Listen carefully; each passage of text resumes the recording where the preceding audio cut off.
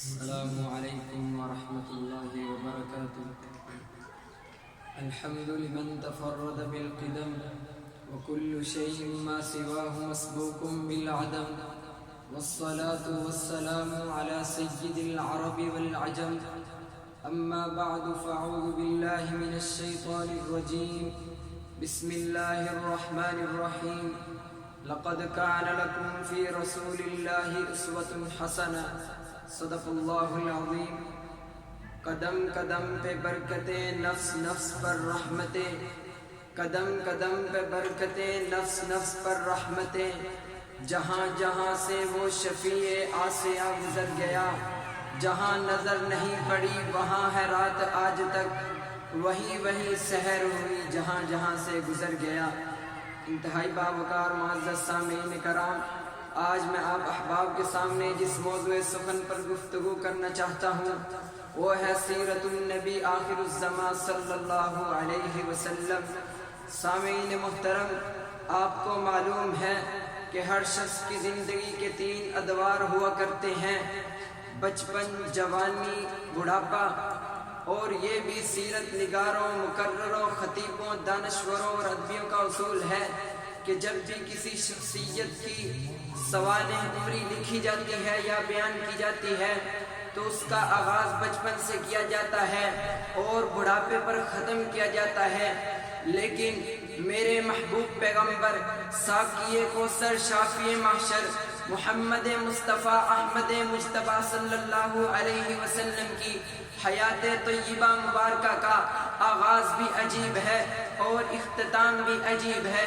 سیرت مصطفیٰ صلی اللہ علیہ وسلم کا آغاز عالم ارواح سے ہوتا ہے، سیرت مصطفیٰ صلی اللہ علیہ وسلم کا اختتام عالم حشر و نشر پر ہوتا ہے.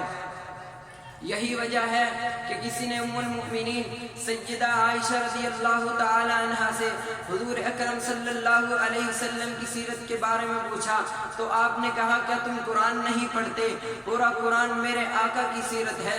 سامعین محترم، حضور اکرم صلی اللہ علیہ وسلم کی ایک سیرت وہ ہے جو انبیاء بیان کرتے ہیں، ایک سیرت وہ ہے جو اولیاء بیان کرتے ہیں، ایک سیرت وہ ہے جو اصفیاء اور اتقیاء بیان کرتے ہیں، اور ایک سیرت وہ ہے جو عالم اور خطیب بیان کرتے ہیں، اور ایک سیرت پاک وہ ہے جو عرش والا خود اپنی زبان مبارکہ سے بیان فرماتا ہے. ہماری زبان میں کیا تاثیر ہے؟ تاثیر تو قرآن میں ہے. آئیے چلتے ہیں قرآن میں. قرآن میں جب میرے آقا کے روح انور کا ذکر آیا تو قرآن نے قد نری تقلب وجہک کا کہا. جب میرے آقا کے رخسار اقدس کا ذکر آیا تو قرآن نے والضحیٰ کہا. جب میرے آقا کی زلفوں کا ذکر آیا تو قرآن نے واللیل کہا. جب میرے آقا کی پیشانی کا ذکر آیا تو قرآن نے عبس وتولی کہا.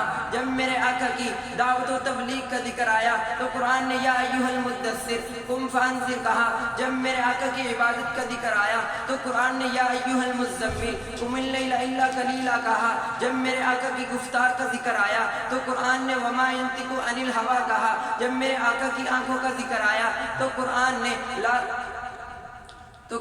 نے ما زاغ البصر وما طغیٰ کہا. جب میرے آقا کی زبان مبارک کا ذکر آیا تو قرآن نے لا تحرک بہ لسانک کہا. جب میرے آقا کے سینہ اطہر کا ذکر آیا تو قرآن نے الم نشرح لک صدرک کہا. جب میرے آقا کے قلب انور کا ذکر آیا تو قرآن نے فإنہ نزلہ علی قلبک بإذن اللہ کہا. جب میرے آقا کے جہاد کا ذکر آیا تو قرآن نے وما رمیت اذ رمیت ولکن اللہ رمی کہا. جب میرے آقا کے یار غار کا ذکر آیا تو قرآن نے ثانی اثنین اذ ہما فی الغار کہا. جب میرے آقا کے اخلاق کا ذکر آیا تو قرآن نے وانک لعلی خلق عظیم کہا. جب میرے آقا کی معراج کا ذکر آیا تو قرآن نے سبحان الذی اسری بعبدہ لیلا من المسجد الحرام الی المسجد الاقصی کہا. جب میرے آقا کے جانثاروں کا ذکر آیا تو قرآن نے والذین معہ اشداء علی الکفار رحماء بینہم کہا.